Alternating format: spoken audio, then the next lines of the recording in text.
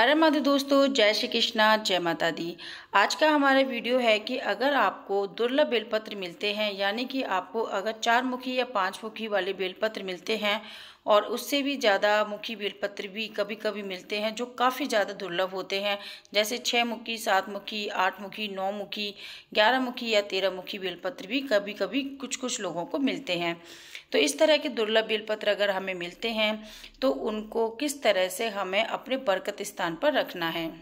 इस तरह के अगर बेलपत्र हमें मिलते हैं तो उन्हें हमें डायरेक्ट अपने बरकत स्थान पर नहीं रखना होता है, उनका एक छोटा सा पूजन करना होता है और वही हम आज के वीडियो में आपको करके बताएंगे। तो यहाँ पे आपको कुछ बेलपत्र मैं दिखा देती हूँ। ये मेरे पास एक 5 मुखी बेलपत्र है और यहाँ पे आप देख सकते हैं ये 4 मुखी बेलपत्र है।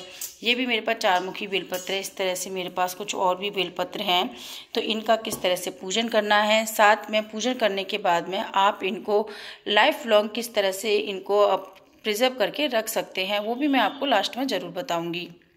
तो चलिए आज का वीडियो शुरू करते हैं।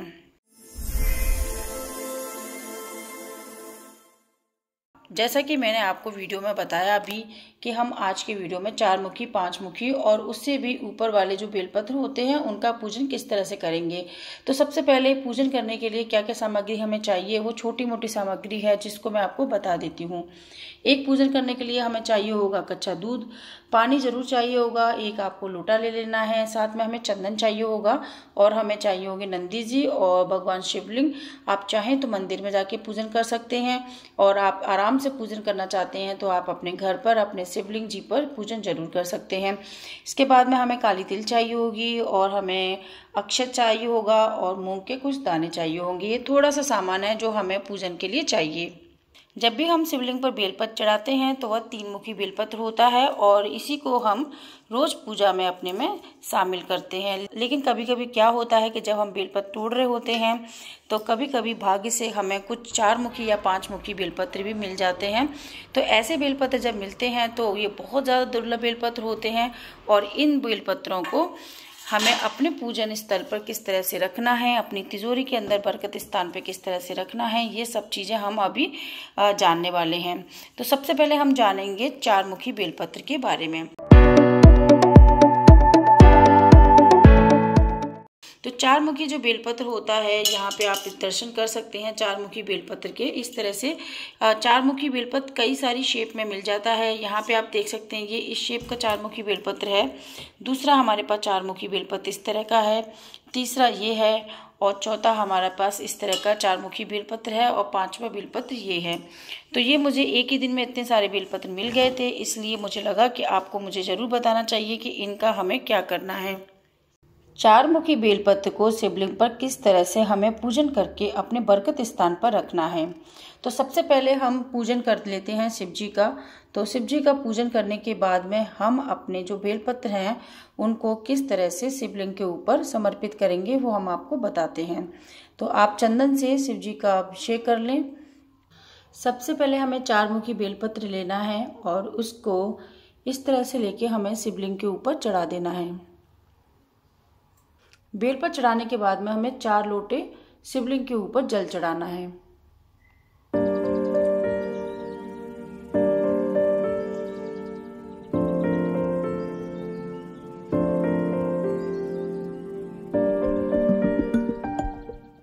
चार लोटे जल चढ़ाने के बाद में जो हमारा बेलपत्र है वो हमें यहाँ से उठा के अशोक सुंदरी वाले जगह पर रख देना है। अशोक सुंदरी पर बेलपत्र रखने के बाद में एक आचमन जितना जल हमें अशोक सुंदरी वाले स्थान पर भी चढ़ाना है।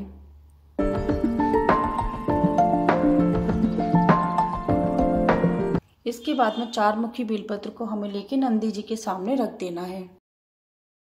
इसके बाद में हमें एक मूंग का दाना बेलपत्र के ऊपर रख देना है।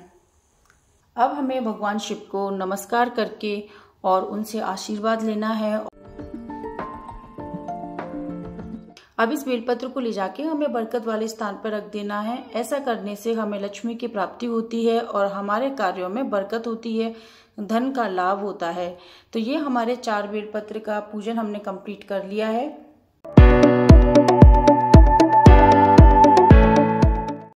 अगर आपको कहीं से 5 मुखी बेलपत्र मिल जाता है तो उसका पूजन किस तरह से करना है। सबसे पहले जो बेलपत्र हमें 5 मुखी मिलता है उसको हमें महादेव जी की जो जलाधारी होती है, जहाँ से बूंद बूंद करके जल महादेव जी के ऊपर गिरता है, उस जलाधारी का 5 मुखी बेलपत्र को स्पर्श कराना है। स्पर्श कराने के बाद में इस बेलपत्र को हमें शिवलिंग के ऊपर समर्पित कर देना है। शिवलिंग पर बेलपत्र समर्पित करने के बाद में हमें 1 लोटा जल शिवलिंग के ऊपर चढ़ा देना है।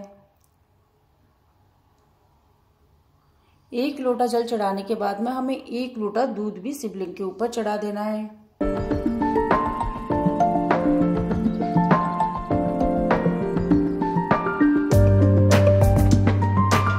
इसके बाद में हमें महादेव जी को नमस्कार करना है और इस बेलपत्र को महादेव जी से लेकर अपने घर पर लेके आना है। तो जब आप इस बेलपत्र को घर पर लेके आएंगे तो आपको दरवाजे पे भी थोड़ा सा कार्य करना है। बेलपत्र का पूजन करने के बाद में इसे हमें अपने घर के दरवाजे के बाहर खड़े हो जाना है और बाद में यहाँ खड़े होकर हमें भगवान शिव के गढ़ लुंगी और श्रृंगी का स्मरण करना है। मानसिक रूप से उनसे प्रार्थना करनी है। प्रार्थना करने के बाद में हमें अपना राइट पैर घर के अंदर प्रवेश करना है। इस बेलपत्र को लाके हमें अपनी पूजा स्थल पर या आपके बरकत वाला स्थान है या आपकी तिजोरी है वहाँ पे रख देना है। तिजोरी में रखने से पहले थोड़ी देर के लिए हम अपनी पूजा स्थल पर इस बेलपत्र को रख देंगे। इस तरह का दुर्लभ बेलपत्र अगर हमें कहीं से भी मिलता है तो उसको विधि पूर्वक पूजा स्थल में रखने से और अपने बरकत वाले स्थान पर रखने से लक्ष्मी की प्राप्ति होती है और घर में अगर किसी भी तरह का कष्ट है तो उन कष्टों से हमें मुक्ति मिल जाती है। अब हम बात करेंगे कि 6 मुखी बेलपत्र की पूजन किस तरह से करना है। अगर आपको 6 मुखी बेलपत्र मिलता है जो कि बहुत ज़्यादा दुर्लभ बेलपत्र है, अगर ऐसा बेलपत्र अगर आपको मिल जाता है तो उसके लिए बेलपत्र को लाके आपको सबसे पहले नंदी जी के मस्तिष्क पर उसको चढ़ाना है। नंदी जी के मस्तिष्क पर चढ़ाने के बाद में इस बेलपत्र को यहाँ से उठा के आपको शिवलिंग के ऊपर चढ़ा देना है। शिवलिंग के ऊपर बेलपत्र चढ़ाने के बाद में आपको 1 लोटा जल शिवलिंग के ऊपर अर्पित करना है। 1 लोटा जल अर्पित करने के बाद में आपको 1 अक्षत यानी कि 1 साबुत जो चावल होता है उसे हम अक्षत बोलते हैं, ये अक्षत आपको शिवलिंग के ऊपर अर्पित कर देना है। इस तरह से अक्षत अर्पित कर देने के बाद में ये जो बेलपत्र है इसको आपको महादेव जी पर से लेके अपने घर पे लेके आना है और अपने तिजोरी वाले स्थान पर, अपने बरकत वाले स्थान पर जाके रख देना है। अब बात करते हैं 7 पत्ती वाले बेलपत्र की। यहाँ से जो बेलपत्र की सीरीज है वो काफी दुर्लभ हो जाती है। अक्सर हमें 4 पत्ती वाला और 5 पत्ती वाले बेलपत्र मिल जाता है, लेकिन 6 पत्ती वाला, 7 पत्ती वाला या उससे ऊपर वाली पत्ती वाला बेलपत्र मिलना काफी मुश्किल होता है, बहुत ज्यादा दुर्लभ होता है। अगर आपको इस तरह का कोई भी बेलपत्र मिल जाता है तो उसका पूजन किस तरह से करना है वो मैं आपको यहाँ पर बता रही हूँ। 7 पत्ती वाले बेलपत्र को हमें बेलपत्र के पेड़ के नीचे ले जाना है और बेलपत्र के पेड़ के नीचे बैठ के हमें एक पार्थिव शिवलिंग का निर्माण करना है। शिवलिंग का निर्माण करने के बाद में हमें शिवलिंग का पूजन कर लेना है। शिवलिंग के ऊपर हमें जल चढ़ाना है, दूध भी समर्पित करना है और उसके बाद में हमें बेलपत्र शिवलिंग के ऊपर अर्पित कर देना है। चंदन भी हमें शिवलिंग के ऊपर लगाना है और बेलपत्र के ऊपर चंदन लगा के हमें 7 पत्ती वाले बेलपत्र को शिवलिंग के ऊपर अर्पित कर देना है। अर्पित करने के बाद में एक बार हम वापस से शिवलिंग के ऊपर जल चढ़ा देते हैं और दूध भी चढ़ा देते हैं। इसके बाद में हम एक अक्षत शिवलिंग के ऊपर चढ़ा देंगे।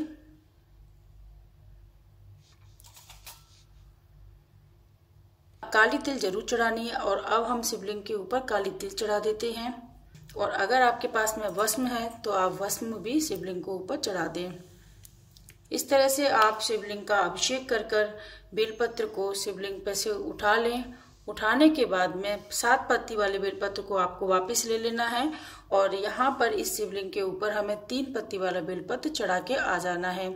अब ये जो हमारे पास में 7 पत्ती वाला बेलपत्र है, उस बेलपत्र को हमें किसी भी सिद्ध मंदिर में लेके जाना है। अगर आपके आसपास स्वयंभू मंदिर हो तो आप स्वयंभू में जाके इस बेलपत्र को सिद्ध करके लेके आ सकते हैं। अगर नहीं है तो जो भी सामान्य मंदिर है वहां पर इस बेलपत्र को लेके हमें जाना है और मंदिर में ले जाके 7 पत्ती वाले बेलपत्र को भगवान शिव के ऊपर अर्पित कर देना है। अर्पित करने के बाद में थोड़ी देर बैठ के भगवान शिव से हमें पूजा अर्चना करनी है और इनसे हमें आशीर्वाद लेना है। आशीर्वाद लेके ये जो बेलपत्र है इसको हमें यहाँ से लेकर घर पे आ जाना है और अपने बरकत वाले स्थान पर, पूजा स्थल पर इसको लाके जरूर रख देना है। अब बात करते हैं 8 मुखी बेलपत्र के बारे में। अगर आपको 8 मुखी बेलपत्र, जो कि बहुत ज्यादा दुर्लभ होता है, अगर मिल जाता है तो आपको क्या करना है कि सबसे पहले आपको मंदिर में जाना है और जैसे मान लीजिए ये 8 मुखी बेलपत्र है, इसको ले जाके जो महादेव जी की जलाधारी है, जहां से पानी बूंद बूंद करके गिरता है, उसका स्पर्श कराना है। जलाधारी का स्पर्श कराने के बाद में महादेव जी का जो कटी भाग है, जिसे हम माता पार्वती के हस्तकमल भी बोलते हैं, वहां पर बेलपत्र को रख देना है और यहाँ पर बेलपत्र को रखने के बाद में हमें इस बेलपत्र को शिवलिंग के ऊपर अर्पित कर देना है। इस तरह से 8 मुखी बेलपत्र को शिवलिंग के ऊपर हमने चढ़ा दिया और उसके बाद में हमें महादेव जी के ऊपर चंदन से टीका लगा देना है और उसके बाद में हमें 2 लोटा जल महादेव जी के ऊपर अर्पित कर देना है।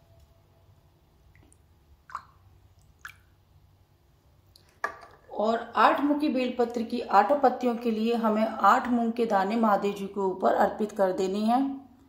और इस तरह से महादेव जी की जैसे हम रोज नॉर्मल पूजा करते हैं, पूजा अर्चना करके 8 मुखी बेलपत्र को महादेव जी से लेके अपने घर पर लेके आ जाना है।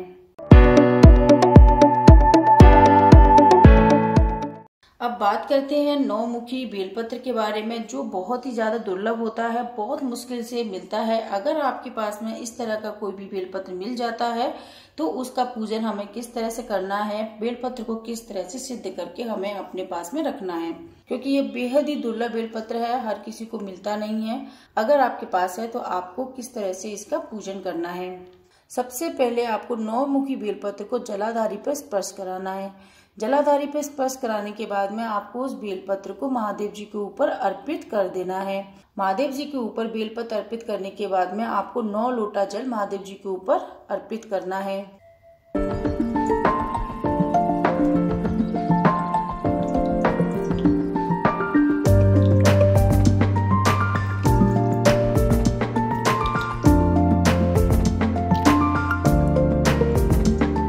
उसके बाद में आपको बेलपत्र को ले लेना है और इस बेलपत्र की 9 पत्तियों के ऊपर आपको एक एक अक्षत रखना है।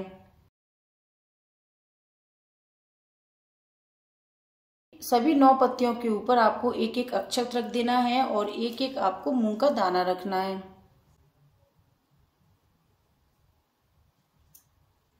इसके बाद में हमें 9 पत्तों के ऊपर चंदन लगा देना है और चंदन लगाने के बाद में बेलपत्र को हमें गणेश जी के सम्मुख रख देना है और उसके बाद में हमें माता पार्वती जी के सम्मुख इस बेलपत्र को रख देना है और इसके बाद में हनुमान जी को हमें ये बेलपत्र चढ़ा देना है।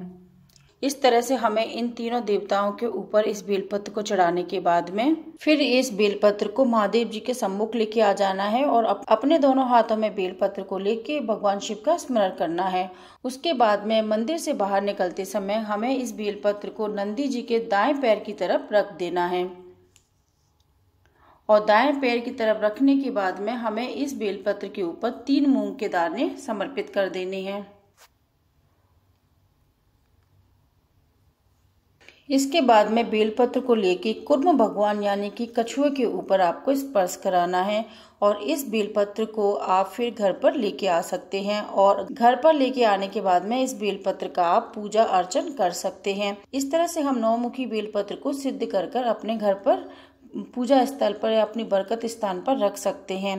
तो ये मैंने आपको बताया 9 मुखी बेलपत्र तक के बारे में। इससे भी दुर्लभ बेलपत्र आपको मिल सकते हैं, जैसे 10 मुखी बेलपत्र, 11 मुखी बेलपत्र, 12 मुखी बेलपत्र या 13 मुखी बेलपत्र या उससे भी ऊपर की बेलपत्र आपको मिल सकते हैं। तो ये बहुत ज़्यादा दुर्लभ बेलपत्र होते हैं। अगर आपके पास में इस तरह का कोई बेलपत्र है और आप चाहते हैं कि उसको सिद्ध करने की विधि भी आपको बताई जाए, तो आप हमें हमारे कमेंट सेक्शन में बता सकते हैं। हम उसके ऊपर भी वीडियो बनाकर आपको बता देंगे। तो आज के वीडियो की जानकारी आपको कैसी लगी हमें कमेंट में ज़रूर बताएं और हमारे चैनल को सब्सक्राइब करें और वीडियो को लाइक करें। हम इसी तरह की जानकारी वाले वीडियो आपके लिए लेके आते रहते हैं। तो तब तक के लिए हर हर महादेव दोस्तों, जय श्री कृष्णा, जय माता दी, बाय बाय।